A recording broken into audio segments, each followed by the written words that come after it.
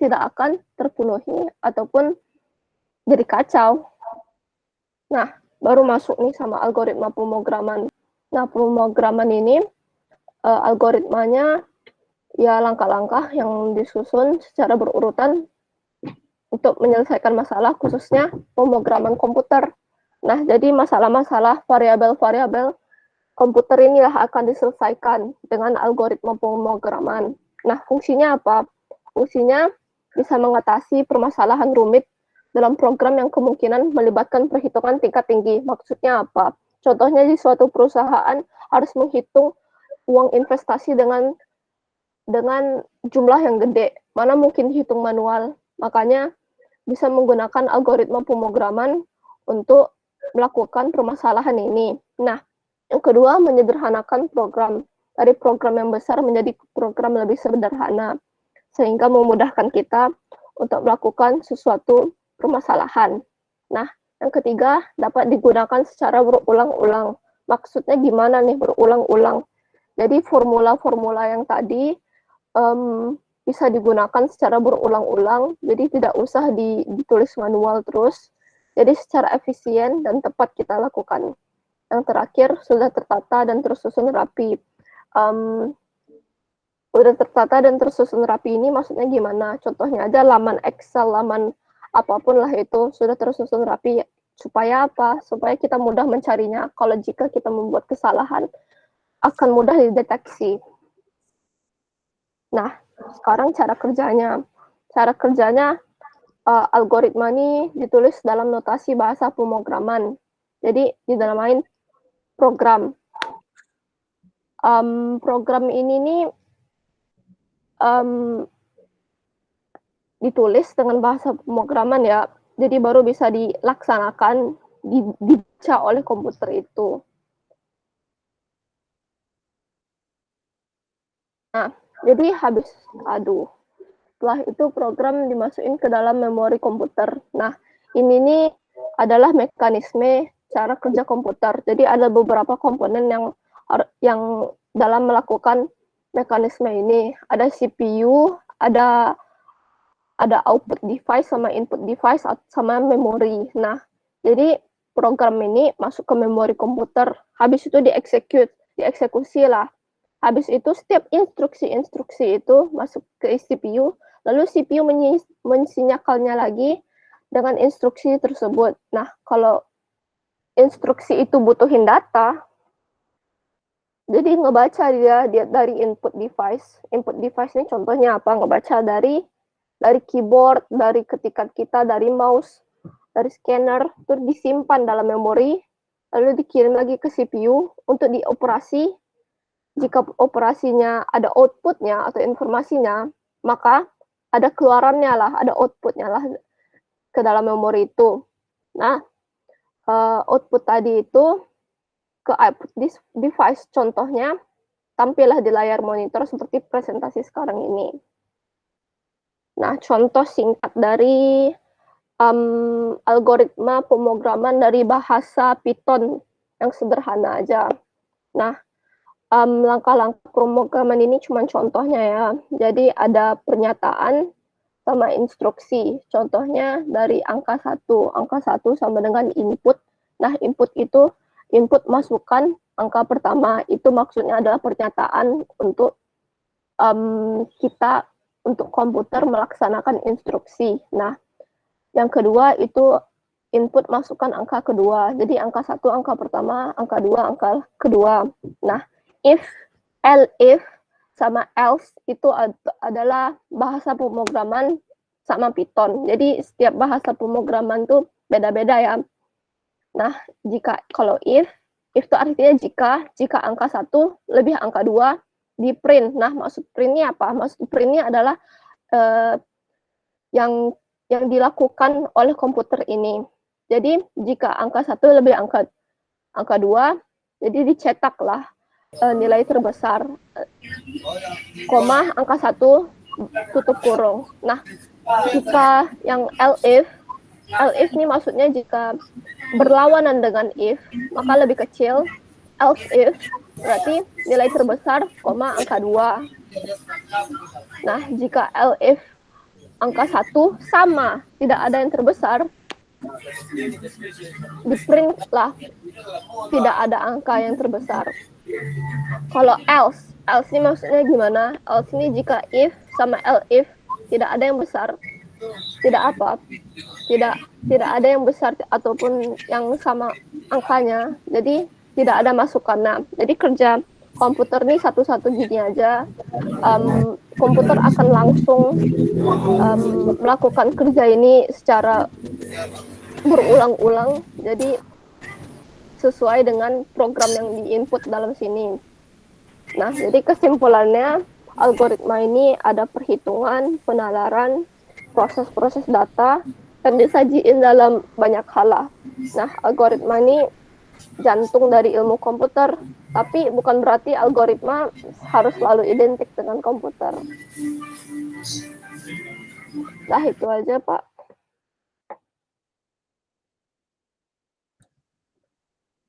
Ya, terima kasih, Jihan. Ya, Pak.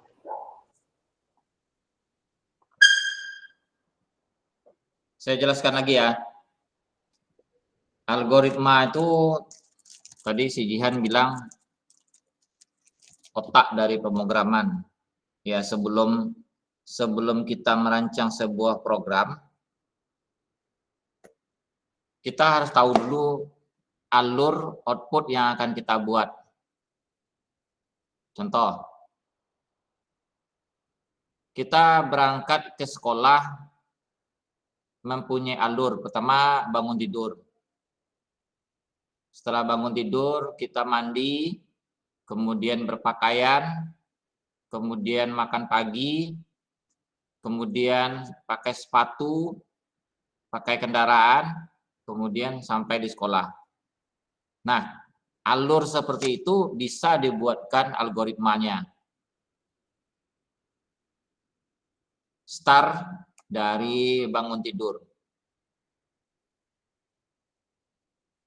Pemrograman Python tadi itu pemrograman terstruktur. Awalnya memakai pemrograman Pascal. Kemudian Pascalnya dirubah menjadi for Windows menjadi Python. Nama pemrogramannya Python. Kayak nama ular ya. Memang kayak nama ular itu Python itu. Nah, algoritma itu alur dari kerja program. Tadi dicontohkan ada algoritma tentang angka. If atau else if lawan dari, contoh. Angka yang dimasukkan itu angka 1 sampai angka 10 misalkan. Iya. Nah, kemudian dicari lawan angka dari 1 sampai 10. Nah, itu else if tuh. Contoh lagi ya. Jika atau if ya. Kalau biasanya if, saya biasanya nyebutnya untuk pemrograman itu jika saja. Jika nilai siswa atau nilai si A besar dari 70. Besar dari 70. Sekarang gini aja lah. Saya tulis saja.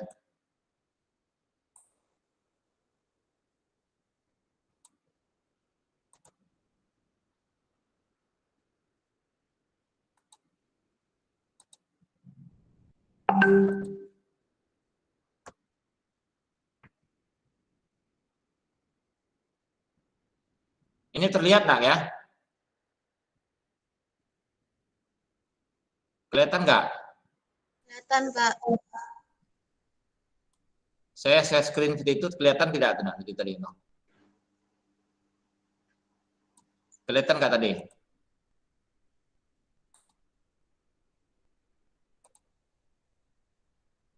Yang seperti ini kelihatan nggak?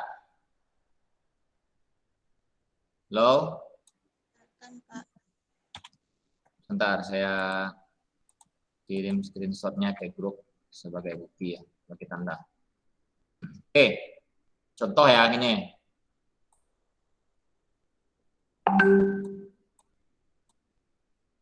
If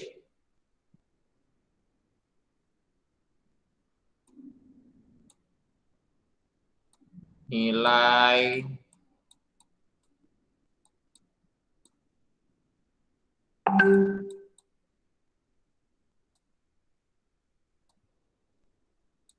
Budi besar sama dari 70.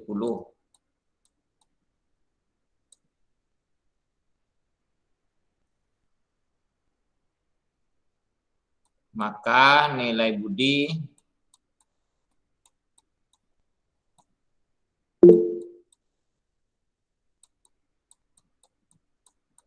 sama dengan A. Ini contoh.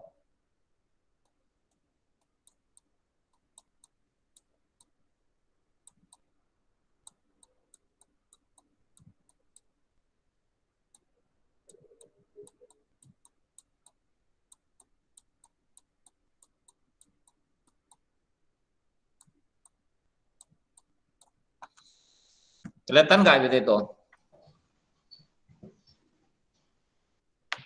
Kelihatan tapi sekarang enggak, Pak. Hah? Tadi kelihatan tapi sekarang enggak, Pak. Oh, nggak kelihatan ya. Bentar ya.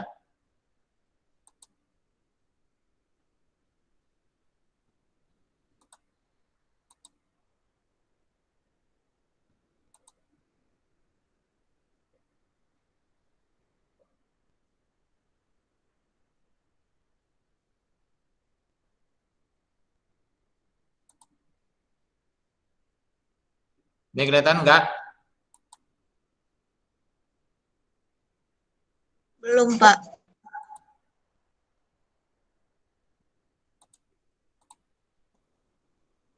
Kelihatan? Udah, Pak. Udah ya. Jadi if nih ya, jika nilai Budi besar sama dari 70, maka nilai Budi adalah A. Jika tidak maksudnya jika kurang dari 70, maka nilainya B. Itu contoh ya. Atau jika nilai Budi besar sama dari 70, maka keterangannya Budi lulus. Yang lulus tuh A. Ya. Kalau ini kan nilai huruf. Nah, jika ketetapannya hanya nilai keterangan, maka Budi harus mencapai nilainya minimal 70, besar sama dari 70.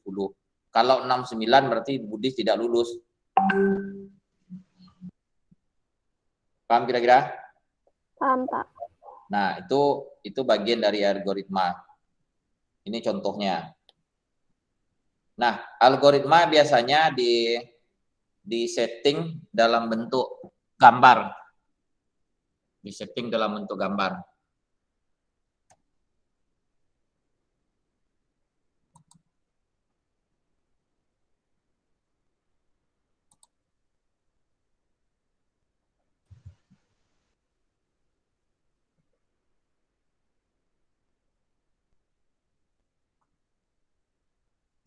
Bentar, sini ada tanya dari Capsec.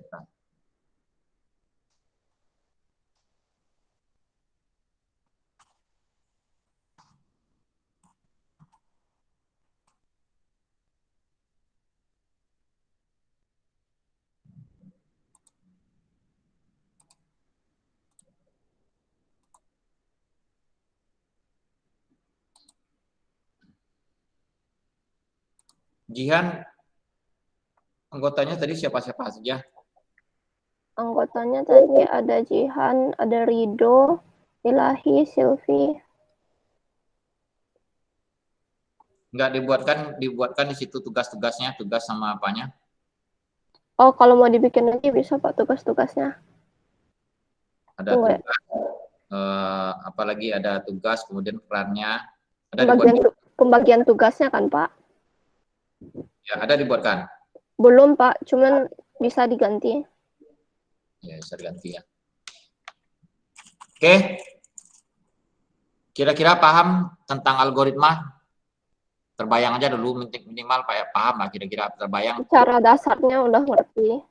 Nah, kalau Jihan mungkin karena dia yang buat. Yang lain gimana? Yang pasti pemrograman itu asik ya. Kalau kita bisa tentang membuat program komputer itu, membuat program komputer itu asik. Nah, itu aja. Itu konsepnya. Yang jelas kita bebas. Tapi sekarang tinggal 22 orang lagi. Yang lain pada kabur. Kelompok lain gimana, Pak? Kelompok lain. Kelompok lain kayaknya minggu depan aja lah. Kayaknya nggak siap ini. Ada yang kelompok lain yang siap untuk tampil? Untuk satu kelompok lagi?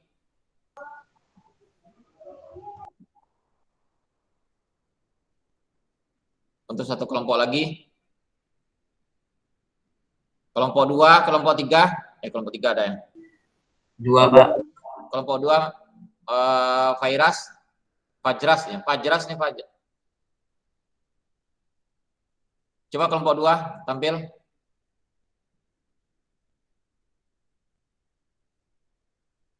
Halo. Ada kelompok 2? Ya, Pak. Oke, silakan tampil. Ya, Pak.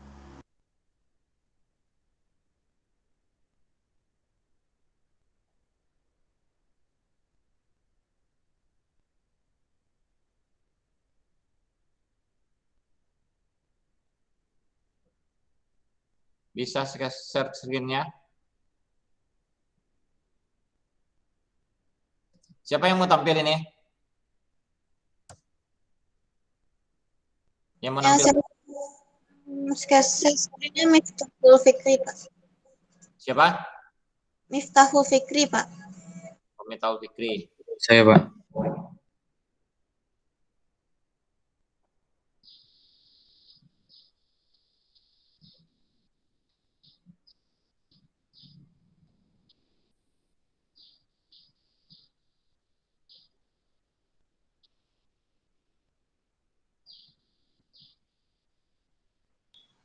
Sudah kelihatan, Pak?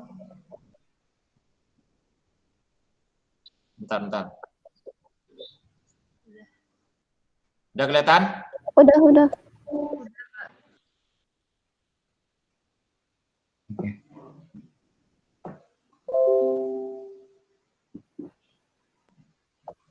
Yang lain udah kelihatan? Ada, Pak. Iya, coba. Assalamualaikum warahmatullahi wabarakatuh. Waalaikumsalam. Di sini kami dari kelompok 2 ingin mempresentasikan tugas TIK, yaitu mengenai jaringan lokal. Di sini anggotanya ada, yang pertama ada Abdillah, ada Aurelia, Erli, saya sendiri, Najla, dan Failas Habib. Yang pertama yaitu pengertian network lokal atau LAN. LAN adalah suatu jaringan komputer yang hanya mencakup wilayah yang lokal saja, atau hanya jaringan yang memakai LAN. Dalam jaringan ini ditemukan kabel UTP, hub, switch, dan router.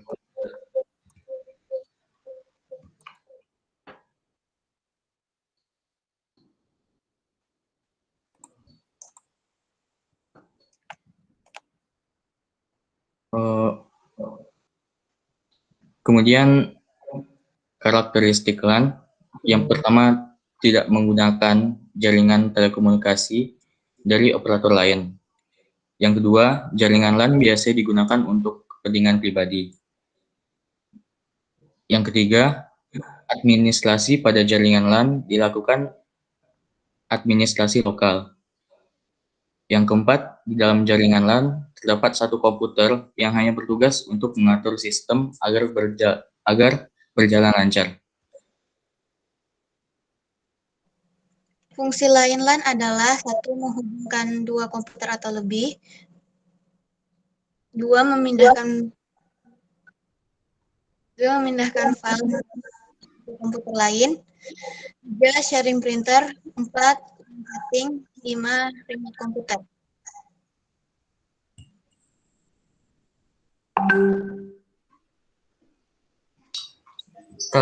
Kelebihan, karena jangkauannya hanya mencakup area kecil, menghemat biaya, koneksi antar menara akan cepat, tidak banyak menggunakan kabel, jaringan tidak membutuhkan banyak operator, keamanan terjamin, user interface yang digunakan adalah fasilitas baku. Kekurangan dari LAN adalah luas koneksi sangat terbatas, LAN hanya bisa di wilayah lokal saja. Software dirancang untuk multi-user, speed jaringan lambat, kita menggunakan satu jaringan, kemungkinan jaringan diretas. Jika salah satu komputer berjaringan LAN terkena infeksi, maka seluruh komputer terkena infeksi. Terakhir, mengenai lokasi LAN hanya dapat terhubung dalam satu gedung. Topologi LAN adalah cara host atau NAT yang saling dihubungkan. Beberapa jenis topologi LAN adalah topologi mesh atau point-to-point, topologi bintang atau star topologi.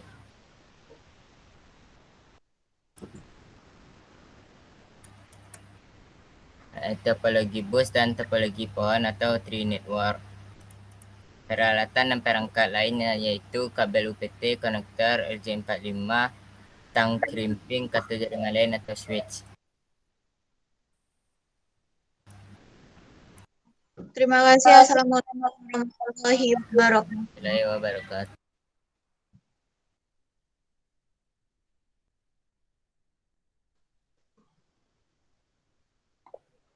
Bapaknya hilang.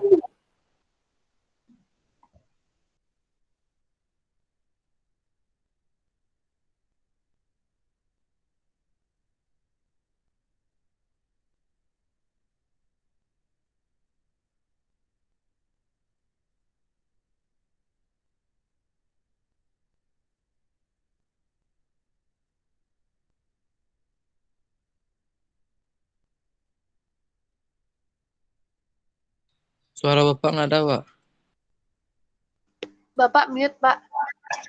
Ya, ini kabel jaringannya. Bentar saya hilangkan backgroundnya dulu. Nih, kelihatan? Iya.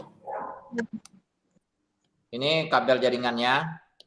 Kemudian di dalam kabel jaringan itu ada 8 buah warna. Putih hijau, kemudian putih oranye dan oranye. Kemudian ada putih biru dan biru, putih coklat dan coklat. Nah, ini akan dikombinasikan dengan rumus-rumus tertentu atau ketentuan-ketentuan tertentu sehingga dia akan terbentuk kabelnya seperti ini. Nah, kabel yang seperti ini itu kalau lihat di dinding SMA 2 itu banyak yang melintang-lintang seperti itu tuh. Menghubungkan jaringannya ke WiFi, pakai alat WiFi itu juga pakai kabel jaringan. Kemudian ada tadi dijelaskan sama Mitaul Fikri ada tang ya. Mana Mitaul Fikri tadi? Iya, Pak. Apa yang tadi ada tang clipping? Ada tang jaringan, nih dia. Ini tang jaringan. Nah, tang jaringan ini kegunaannya untuk menghubungkan kepala jaringan ini ke kabel. Nggak pakai tangan aja. Nah, Nggak pakai tangan aja. nggak tangan nggak bisa, karena dia akan menghubungkan ini pinnya ini yang kecil-kecil ini akan dijepit seperti ini. Bentar.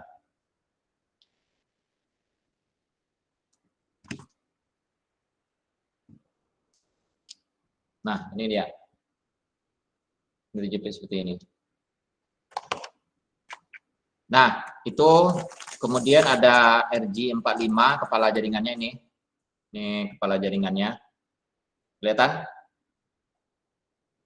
Nah, kepala jaringan ini akan akan dikuncikan ke kabel jaringan. Nah, cara penguncinya harus memakai tang jaringan.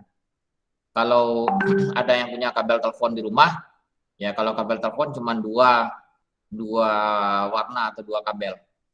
Tetapi kalau untuk kabel jaringan atau kabel UTP namanya, UTP, kabel UTP itu ada 8 buah warna dalam satu kabel. Dalam satu kabel ini ada 8 buah warna di dalamnya. Nah, kegunaannya untuk jaringan ini bisa untuk jaringan lokal. Makanya dipakai untuk LAN, Local Area Network. Tapi pengembangannya sudah banyak sekarang. Sudah bisa orang sekarang sudah menghubungkan kabel jaringan ini untuk CCTV juga. Selain WiFi, disambungkan ke CCTV juga.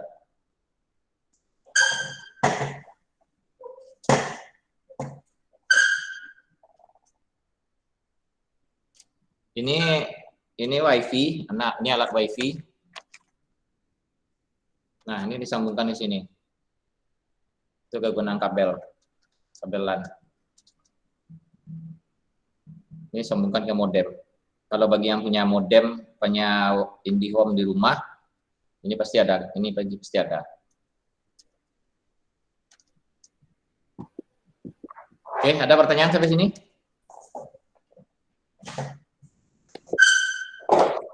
Bisa overload kah, Pak?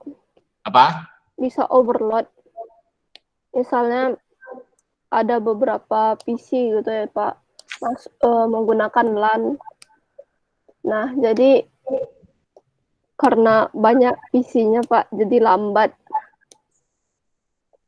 internetnya. Internetnya jadi lambat. Iya, Pak. Rumah saya gitu, Pak.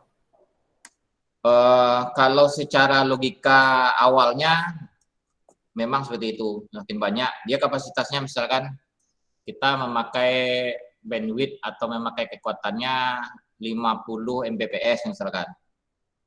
Nah, berarti 50 Mbps itu akan dipakai untuk berapa unit? Kalau satu unit itu dia mendrop jaringannya 50 Mbps, berarti yang 49 lagi nggak dapat jaringan. Akan lelet ya. Makanya kalau di SMA 2 itu memang saya set untuk 500 orang. Kita memakai bandwidth 300 Mbps. 300 Mbps itu di set untuk 500 orang, tetapi pembagiannya harus dibatasi. Jadi pembagiannya dibatasi, dia pakai alat tambahan. Ini saya lihat kan. Kelihatan nggak ya? Nah, ini dia. Ini mikrotik nih. Ada limiternya. Nah, ini sambungkan, ada kabel-kabelnya juga. Nah, alat ini kegunaannya untuk membagi jaringan. Sekaligus untuk menstabilkan jaringan ya. Jadi kalau misalkan ini ada dari 500 orang siswa, yang mendownload lebih dari 10 mega, kecepatannya 10 mega dia download, maka yang lain akan lelet ya. Makanya kalau untuk di SMA 2 saya set maksimalnya untuk download hanya 2 mega saja satu orang. Nah, apakah 2 mega itu cukup untuk dari 300? Itu cukup. Kenapa? 1 mega berapa kilobyte kira-kira? Siapa yang tahu? 100.000. 10.000.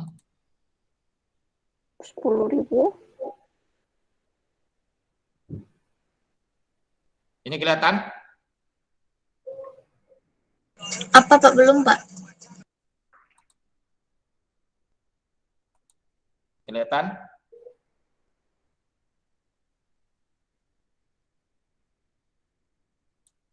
Kelihatan? Bentar. Kelihatan? Udah Pak. Ini kelihatan? Ada, Pak. Nah, bentar. 1 mega atau 1 Mbps itu sama dengan 1024 kbps.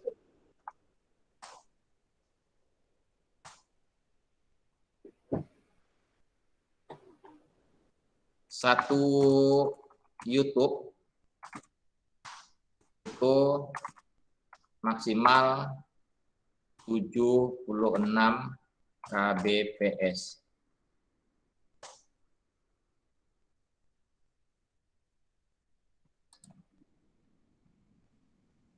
Satu Mbps sama dengan 1024 kbps, 1024 kbps. Satu YouTube aja dibuka hanya 76 kbps. Kalau satu siswa saya beri bandwidth-nya 1 Mbps, kira-kira berapa YouTube bisa dibuka? Banyak. Banyak kan? Ya, jadi kemungkinan juga satu siswa membuka sekaligus 10 YouTube. Pasti dia buka satu-satu.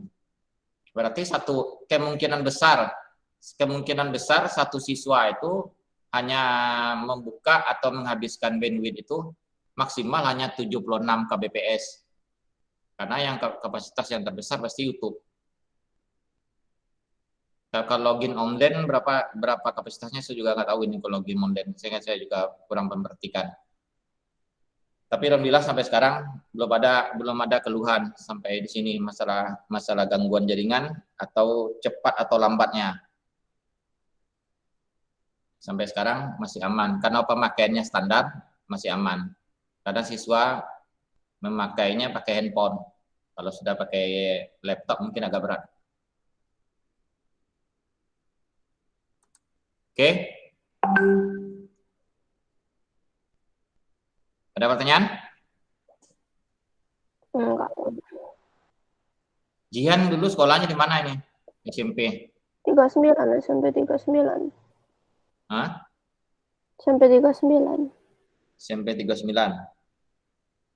Berarti memang hobi tentang komputer juga. Enggak, tadi malam Bapak yang ngajarin. Siapa? Papa Jihan yang ngajarin tadi sekilas. Oh, mantap tuh. Bapaknya kerja di mana? Tahu Jakarta. Bapaknya di Jakarta. Iya. Ya, dari gaya bahasanya Jihan paham sekali nih masalah jaringan sama apa. Pertanyaan kamu tuh kualitasnya tinggi. Kalau gurunya kurang pengetahuan tentang yang kamu tanya itu pasti bisa kelompokan guru-gurunya. Untung aja saya bisa jawab. Oke. Ada yang lain pertanyaannya?